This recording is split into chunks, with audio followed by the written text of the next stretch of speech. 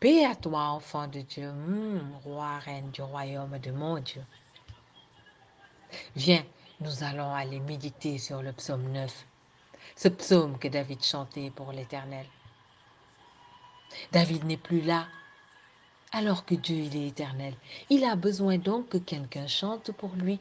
Et comme il aimait David, n'allons pas recréer le monde, allons lui chanter ce que David lui chantait. Il dit, je louerai l'Éternel de tout mon cœur. Je raconterai toutes tes merveilles. Je ferai de toi le sujet de ma joie et de mon allégresse. Je chanterai ton nom, Dieu très haut. David passe son temps à louer l'Éternel pour ce qu'il a fait dans sa vie. Il faut être reconnaissant pour pouvoir le faire. Il faut aimer Dieu pour pouvoir le louer ainsi. Il faut avoir la crainte de Dieu. Beaucoup de chrétiens passent leur temps à se plaindre de ce que Dieu n'a pas fait pour eux, au lieu de le remercier pour ce qu'il a fait, même si nous trouvons que c'est peu, afin de l'encourager, car il nous a dit qu'il nous a créés à son image.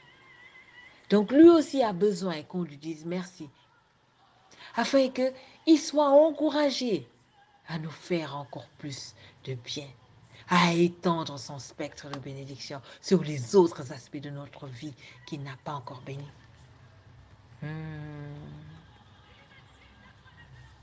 David continue en disant, mes ennemis reculent, ils chancellent, ils périssent devant ta face, car tu soutiens mon droit et ma cause. Tu sièges sur ton trône en juste juge. Tu châties les nations, tu détruis les méchants. Mon ami, je te conseille de bien savoir ce que Dieu appelle méchant et de faire tout pour ne pas être inscrit sur cette liste, car Dieu détruit le méchant. David dit, tu effaces leur nom pour toujours et à perpétuité. Plus d'ennemis, des ruines éternelles, des villes que tu as renversées, leur souvenir est anéanti. Notre Dieu est un juste juge. Il combat pour ses brebis, pour ses enfants, pour tous ceux-là qui sont connectés à lui, qui sont en alliance avec lui.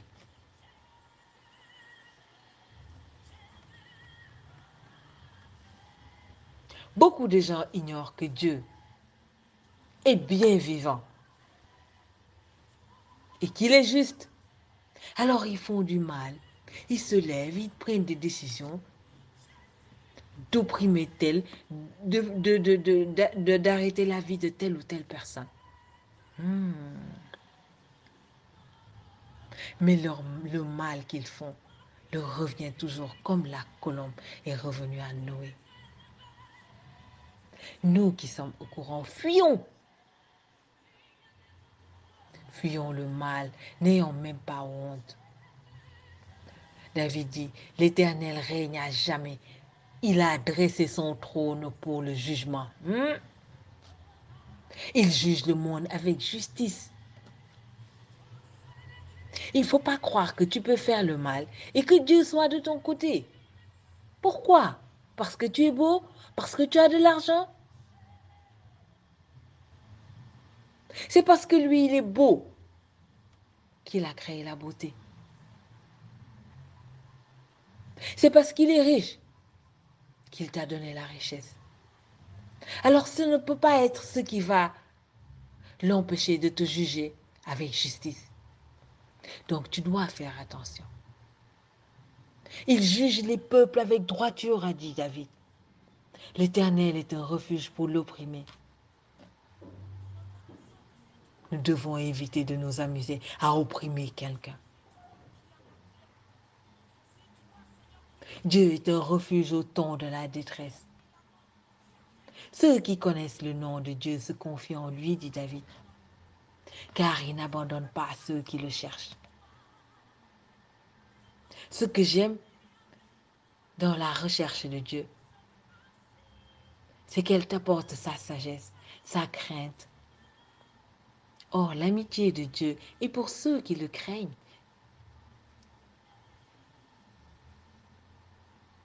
David dit encore, chantez à l'Éternel qui réside en Sion. Sa maison est à Sion. Il dit, publiez parmi les peuples ses hauts faits. Quand Dieu a fait quelque chose pour toi, faut partager avec tes frères et tes sœurs. Dis, regardez ce que Dieu a fait pour moi. Afin que les autres qui sont en train de prier pour obtenir ce que Dieu t'a donné soient encouragés. Car il venge le sang et se souvient des malheureux. Il n'oublie pas leurs cris. David connaît la valeur de la louange. C'est pour ça qu'il nous invite tous à louer Dieu, à chanter pour lui.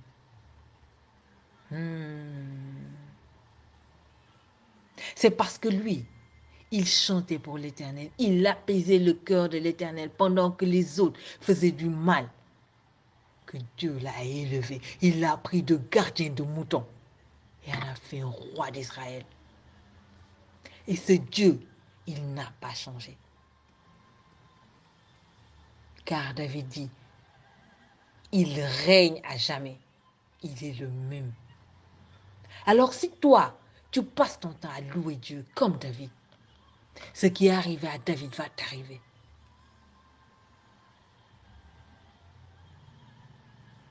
Les gens n'ont pas le temps de louer Dieu. Ils courent, ils courent. Ils pensent qu'en courant, ils obtiendront la bénédiction qu'ils cherchent. Mais le problème, c'est que toi, si tu loues Dieu, la faveur se positionne dans ta vie. Alors là, tu vas voir ton voisin venir te demander, mon ami, il faut me dire c'est quel Dieu tu pries. Car il va te donner ce que ton salaire ne peut pas acheter. Cadeau. Il va faire pour toi ce que tu ne peux pas faire.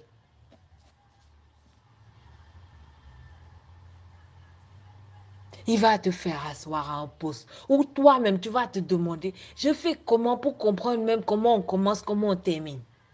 Ça, c'est mon Dieu. Car toutes les sociétés lui appartiennent. Il peut te positionner là où il veut. Alors, si le secret est dans la louange, louons-le.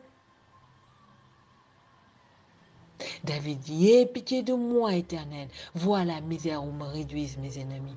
Enlève-moi des portes de la mort, afin que je publie toutes tes louanges dans les portes de la fille de Sion, et que je me réjouisse de ton salut. David supplie Dieu ici de l'enlever des portes de la mort. C'est quelque chose qui est très important. Nous devons tous les matins supplier Dieu de nous enlever les portes de la mort, d'enlever nos mariages des portes de la mort. Parfois, tu peux commencer avec une personne. Vous êtes dans le bonheur, vous nagez dans le bonheur. Vous vous êtes mariés devant Dieu, devant les hommes. Vous avez les moyens, vous habitez des belles villas.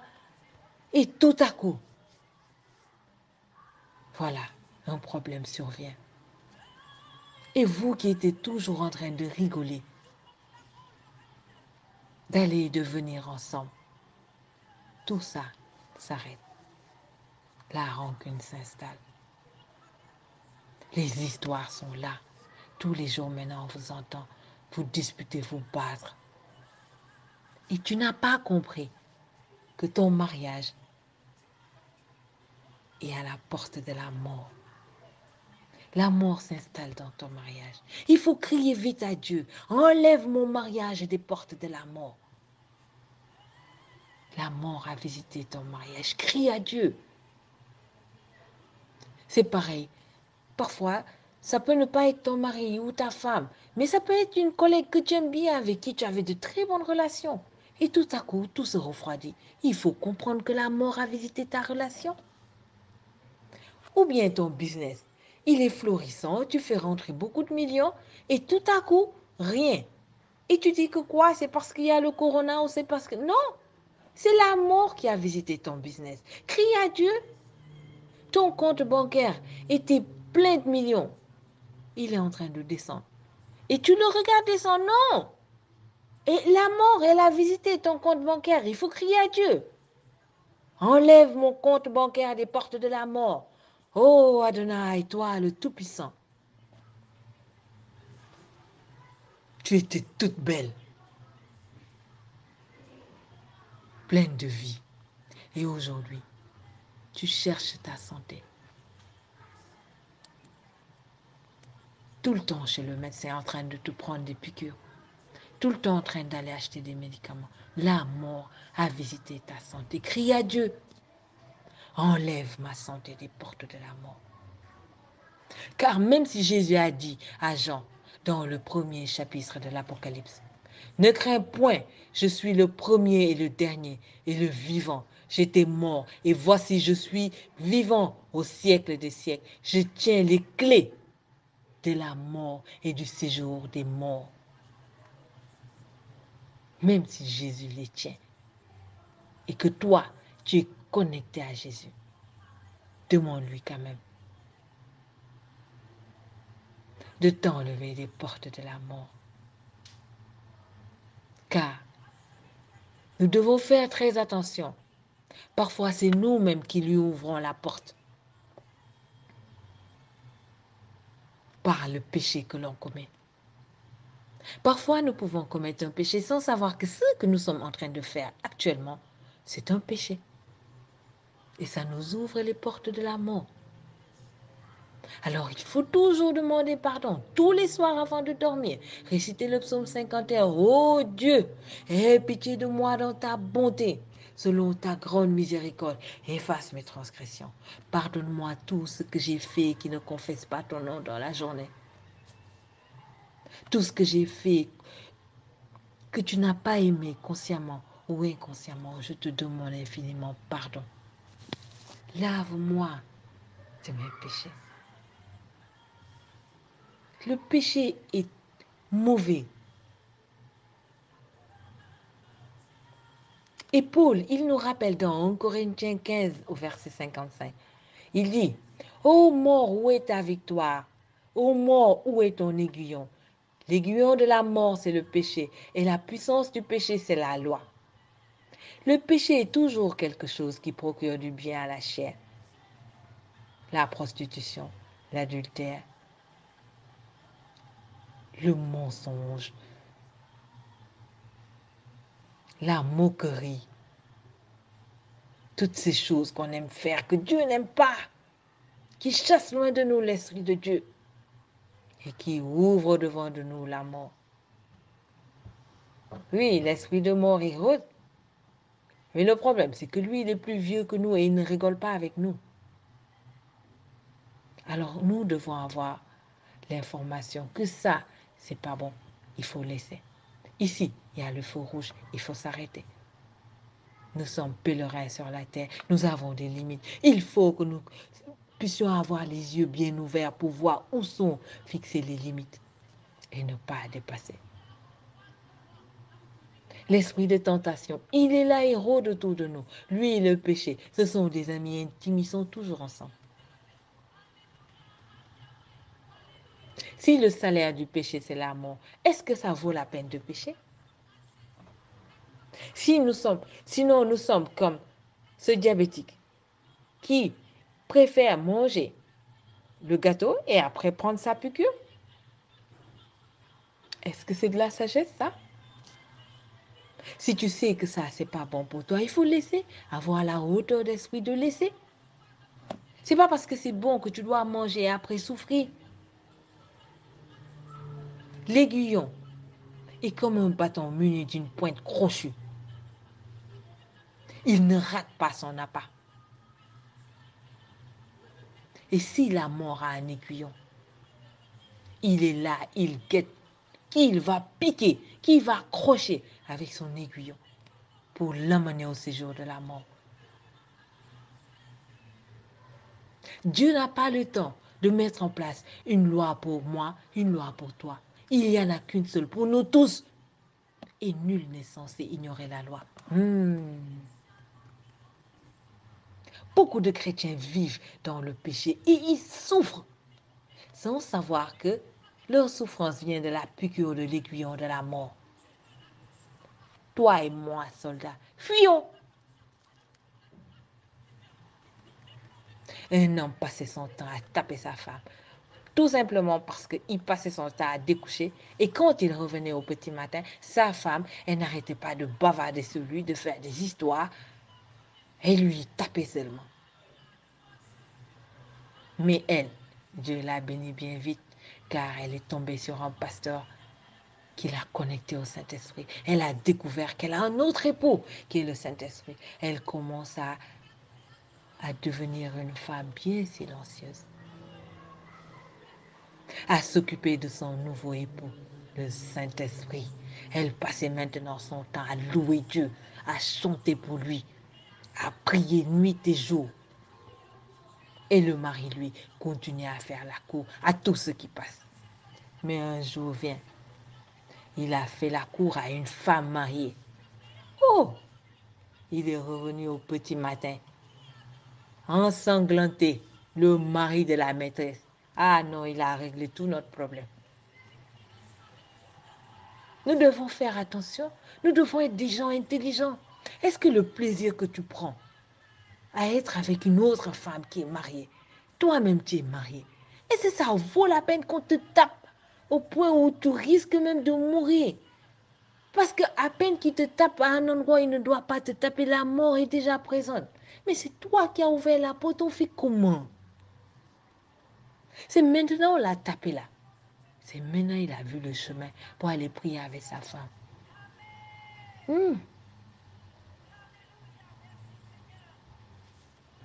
David dit, les nations tombent dans les fosses qu'elles ont faites. Leurs pieds se prend au filet qu'elles ont caché. L'Éternel se montre, il fait justice, il enlace le méchant dans l'œuvre de ses mains. David a dû écrire ce psaume après la victoire sur les guerres avec les Syriens, les Ammonites, ou tout simplement les peuples voisins qui ne cessaient de lui déclarer la guerre.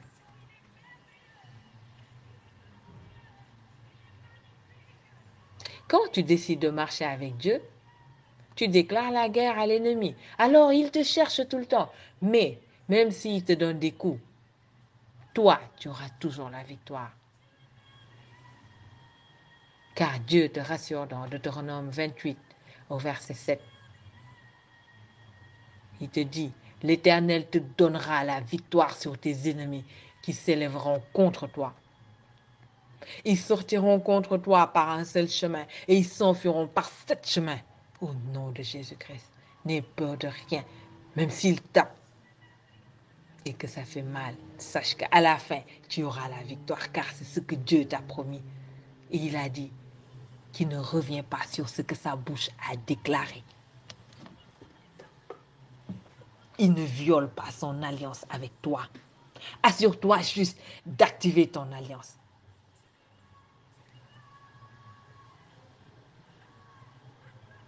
Sois désormais dans la paix, même quand l'ennemi s'éclate au-devant de toi. Dis-lui, c'est pour un temps. Car mon Dieu se lèvera. Assure-toi que ton alliance est bien activée, mon ami. David dit, des méchants se tournent vers le séjour des morts, toutes les nations qui oublient Dieu, car le malheureux n'est point oublié à jamais. L'espérance des misérables ne périt pas toujours. Lève-toi, ô Éternel, invite David.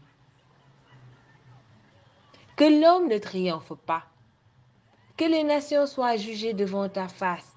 Frappe-les d'épouvante, ô Éternel, que les peuples sachent qu'ils sont des hommes.